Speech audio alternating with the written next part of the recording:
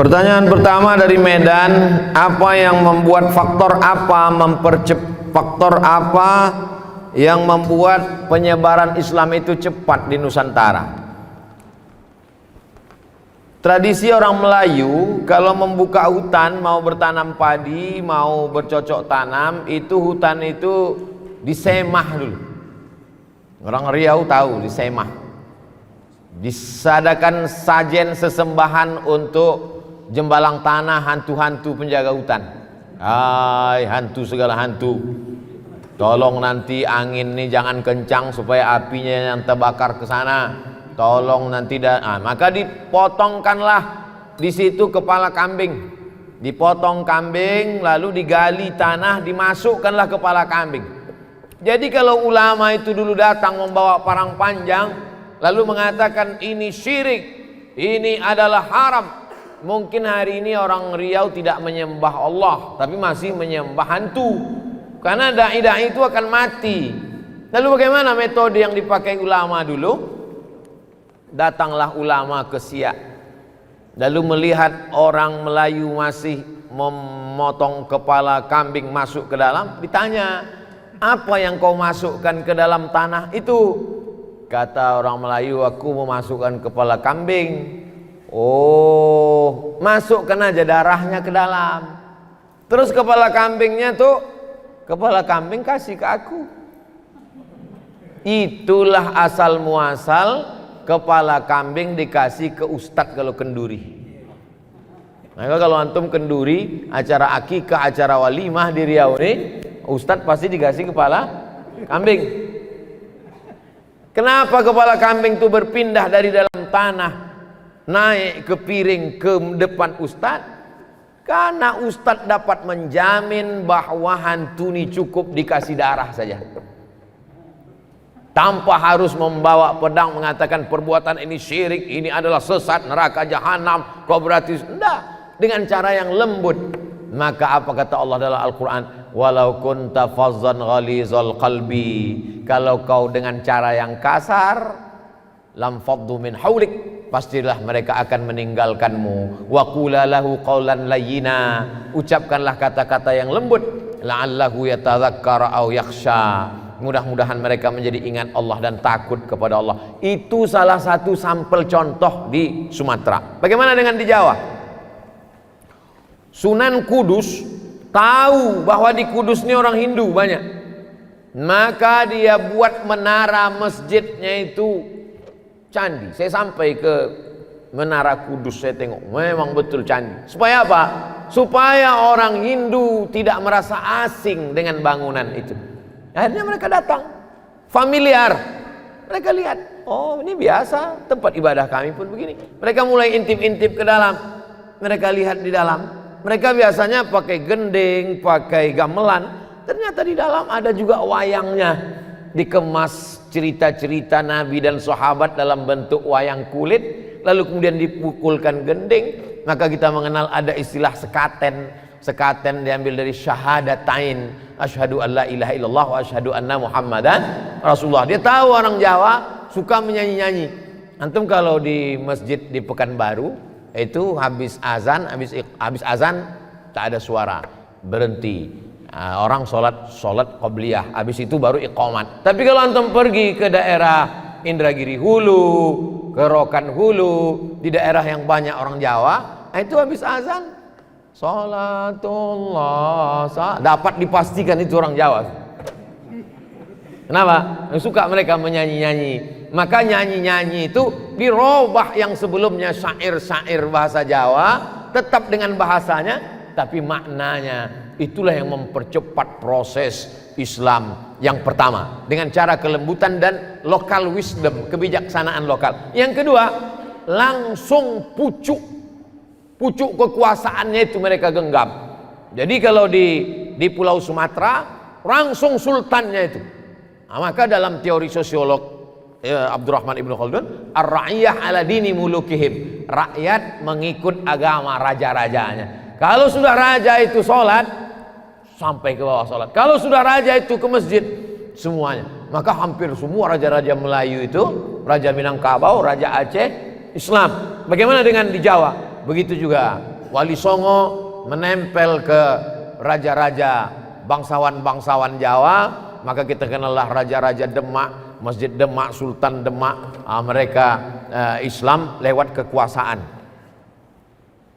Besok antum kalau masih kosong pagi silakan pergi ke pasar bawah, bukan untuk beli karpet sama keramik, singgah ke Masjid Raya Senaplan.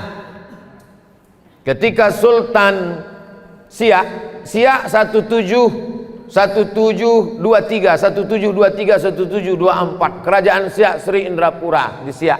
Lalu Sultan menelusuri Sungai Siak, dia tengok ada tapak yang bagus untuk buat pemukiman baru. Berhenti dari situ, dibangunlah pasar. Itulah dia namanya Pasar Senapelan. Jangan sebut pasar bawah.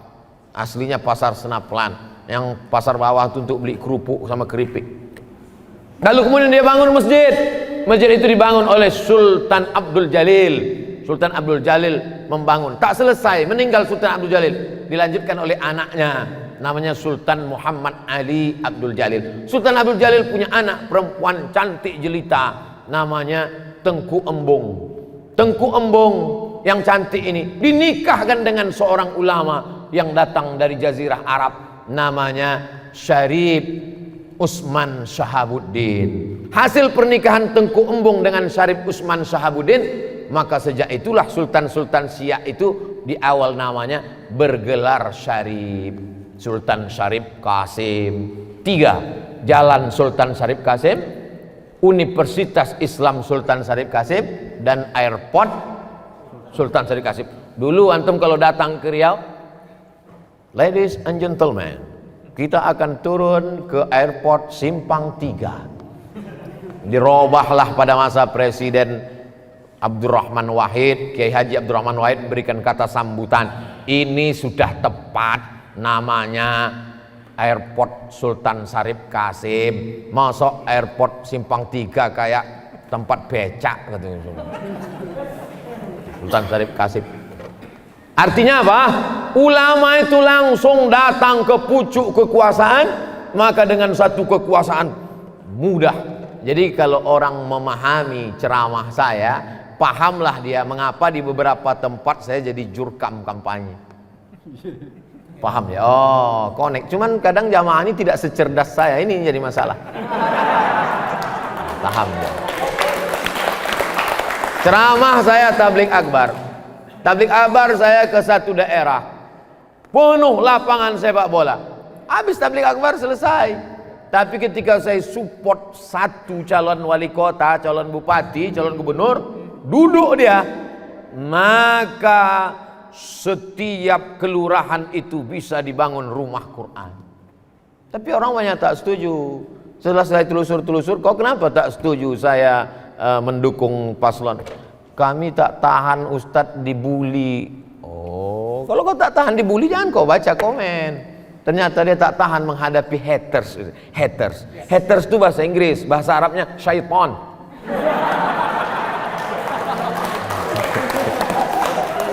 Nah, jadi dakwah saya, ceramah saya di mana-mana itu 3. Perbaikan pendidikan, masukkan anak ke pondok pesantren, tahfiz Quran, yang punya tanah wakafkan tanah. Kedua, perbaikan ekonomi, gerakan belanja ke warung tetangga. Yang ketiga, perbaikan politik.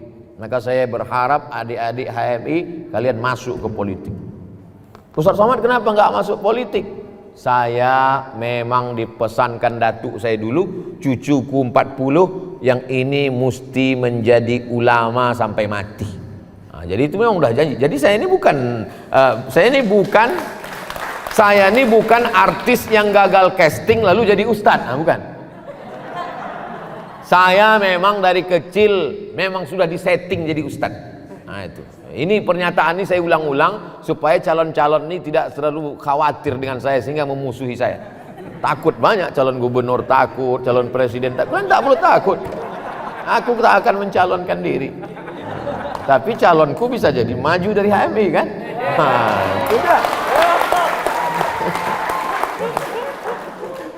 Itu dari Medan. Faktor mempercepat 2, ulamanya santun dan lembut melalui budaya. Yang kedua adalah dengan kekuasaan. Yang kedua, dari Aceh Langsa, bagaimana mempercepat perubahan ini Pak Ustadz? Personal ini mesti dengan kaderisasi yang luar biasa. Alhamdulillah masih ada adinda kita yang setia mengkader, dimanapun diundang beliau mau datang. Nah, maka kalau selama ini pengkaderannya biasa, buat pengkaderan yang luar biasa. Jadi kalau selama ini kader-kader ini diingatkan jam 1 malam, biasanya kader malam, mari kita ingat kita akan mati, mari robah, galikan liang lahat, kuburkan dia. Digulung dia pakai kain kapan itu, masukkan ke dalam. Luar biasa, dididik dia militan, biar dia melihat hidup ini macam sebelah sayap nyamuk, sehingga hidup ini dilihatnya tidak la taj'alid dunya akbar hammina wala mablagha ilmina. Jangan kau jadikan dunia ini sebagai obsesi tertinggi kami dan menjadi harga terhadap ilmu dan idealisme kami. Kehidupan yang sesungguhnya bukan di Kairo. Kehidupan kami yang sesungguhnya bukan waktu jadi mahasiswa di Kairo. Waktu di Kairo bukan main lagi idealisme luar biasa. Yang sesungguhnya the real kehidupan yang nyata adalah ketika pulang ke bumi lancang kuning, ketika pulang ke negara kesatuan Republik Indonesia. Nah, jadi adik-adik kita ini memang betul-betul dididik. Dulu saya mengusulkan supaya kampus-kampus universitas jangan lagi kalian buat KKN 2 bulan. Kalau mau buat KKN itu setahun, kirim ke suku Talang Mama di pedalaman sana. Setahun. Sehingga kalau dia fakultas pertanian, betul-betul dia bertani di dalam setahun. Nampak betul semangka itu sebesar apa bisa kau tanam. Kalau dia jurusan peternakan, betul-betul beternak dia di suku pedalaman sana, memang betul-betul selama kau beternak setahun berapa kali kambing itu berhasil, berapa kali sapi. Kalau dia jurusan perikanan, betul-betul dia bisa membuat karamba ikan di dalam. Kalau dia jurusan teknik, bisa tak dia menaikkan air sungai ini ke atas supaya orang-orang tua tidak lagi turun ke bawah untuk berwudu di tengah malam. Nah, jangan lagi KKN 2 bulan, pergi tinggal rumah kepala desa, sore main poli, pulang bebini. Apalah kerja kalian? Jadi buatlah pengkaderan yang luar biasa. Sudah bolak-balik saya sampaikan. Tapi rektor-rektor takut melaksanakan ide saya ini. Jangankan untuk melaksanakan ide saya, ngundang saya aja takut. Maka saya heran, kok berani HMI ini?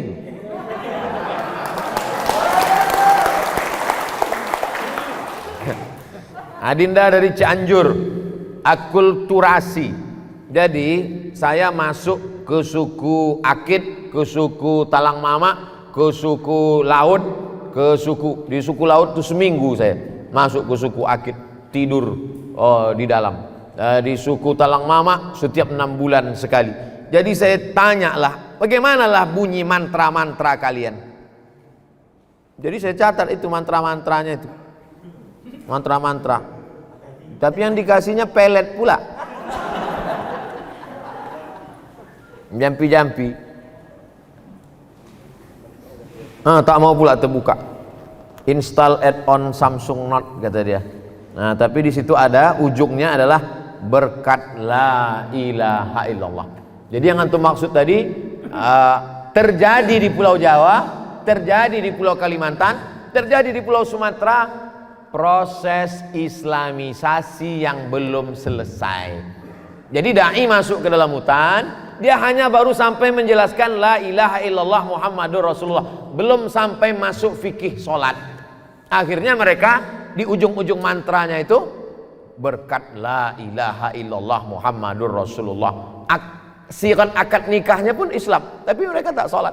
Nah, jadi kalau ada kawan-kawan antum anak HMI yang tahu syahadat tapi tak sholat, itu termasuklah yang dai yang belum selesai tadi.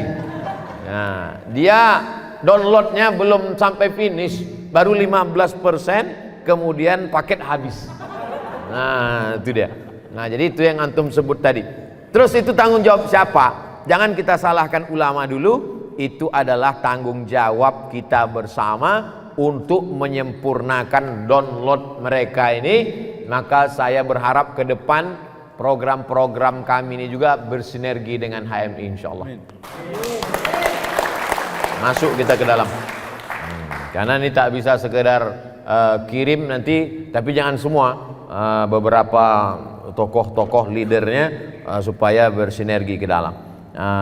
Lalu kemudian tentang masalah kita dengan Belanda dikatakan kalah. Ada dua lukisan penangkapan Pangeran Diponegoro. Satu yang dibuat oleh Belanda, dibuat di situ Pangeran Diponegoro dalam keadaan ketakutan, pucat pasi.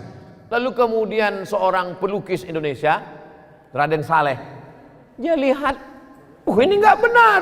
Maka dia buat lukisan versi dia. Nampak Pangeran Diponegoro dengan gagah berani walaupun berhadapan dengan musuh. Dan itu yang benar.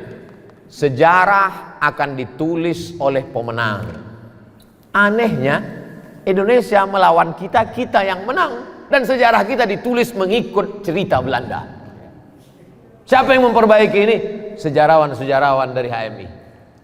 Kalian harus luruskan. Lukisannya aja perlu diluruskan, apalagi sejarahnya. Kita tidak pernah kalah, kita menang. Bambu runcing bekal kita. Seorang ahli zikir tidak hanya sekedar berzikir di masjid, tapi dia berzikir menggetarkan jamaah. Maka Belanda melihat orang ini berbahaya. Dia adalah mursyid tarekat khalwatiyah. Khalwat artinya bersunyi-sunyi dengan Allah, merasa sunyi di tengah keramaian. Nampaknya ramai, tapi sunyi hanya karena berdua dengan Allah SWT. Nampaknya sunyi sendiri, tapi ramai karena berdua dengan Allah SWT. Maka disebut dengan tarekat khalwatiyah. Namanya Syekh Yusuf Al-Makassari Tajul Khalwati. Taj artinya crown, mahkota. Mahkota tarekat khalwatiyah. Belanda melihat orang ini berbahaya, buang dia. Dibuang ke Ceylon. Sampai di Ceylon, apa yang dia lakukan? Dia menyebarkan Islam di Sri Lanka. Masuk Islamlah orang Sri Lanka. Akhirnya orang Inggris di Sri Lanka pun pusing melihat dia. Ini orang berbahaya di Ceylon. Campakkan lagi. Belanda melihat dia berbahaya, buang. Ceylon melihat dia berbahaya, buang. Akhirnya dicampakkanlah dia ke Cape Town, Afrika Selatan. Di Cape Town apakah dia stres, depresi? Tidak. Di Cape Town dia membangun kampung Melayu, kampung Islam. Dan kemudian Presiden Nelson Mandela memberikan penghargaan sebagai pahlawan Afrika Selatan. Jadi orang Indonesia tidak pernah kalah. Dia hanya kalah di mata sejarawan yang menulis menurut versi mereka. Dari senjatanya, dari kekuatannya. Apa kekuatan Syekh Yusuf itu? Kekuatannya ada pada la ilaha illallah Muhammadur Rasulullah. Kalau Allah besar di dalam hatimu, maka dunia ini kecil di depan matamu. Kalau Allah besar dalam jiwamu, maka segala permasalahan dunia ini hampa, kecil materi ini, tak ada apa-apanya. Itulah yang mesti ditanamkan dalam. Tapi dia tidak sekedar orasi saja. Karena kalau sekedar pelatihan nanti bisa aja jam tengah malam. Besarkan Allah dalam hatimu, dunia kecil. Begitu datang duit sekoper, besar juga dunia ini. Menguji emas dengan api. Emas kalau kita mau tahu dia emas murni atau emas campuran, bakar dengan api. Ketika dibakar dengan api, memisah nanti mana emas mana perak. Menguji emas dengan api, menguji orang dengan uang. Menguji orang dengan uang dan materi. Di saat materi itu datang, disitulah baru nampak mana yang sesungguhnya HMI asli dan mana HMI yang ijuk saja. Ijuk dengan rambut susah dibedakan bagi yang tak tahu mana rambut, mana ijuk, mana lalang, mana rumput asli. Karena sekarang memang semuanya penuh dengan kepalsuan. Saya kemarin diundang ke hotel acara pernikahan. Bunga-bunganya palsu. Semua bunga plastik. Semua bunganya plastik. Permintaan maafnya pun palsu. Yang minta maaf mempelai laki-laki kepada emak sama ayahnya. Tapi yang ngomong orang lain, oh ayah, dari kecil kau menyekolahkan aku. Oh ibu, antum tengok itu. Semuanya penuh dengan kepalsuan dan sandiwara. Tapi HMI tidak demikian. Ini dia kasih asli, buahnya asli. Dia tak mau yang plastik. Hah? Apple Malay Apple. Hah? Asli. Oleh sebab itu antum jangan terpukau dengan kepalsuan ini. Wallahu a'lam bishawab.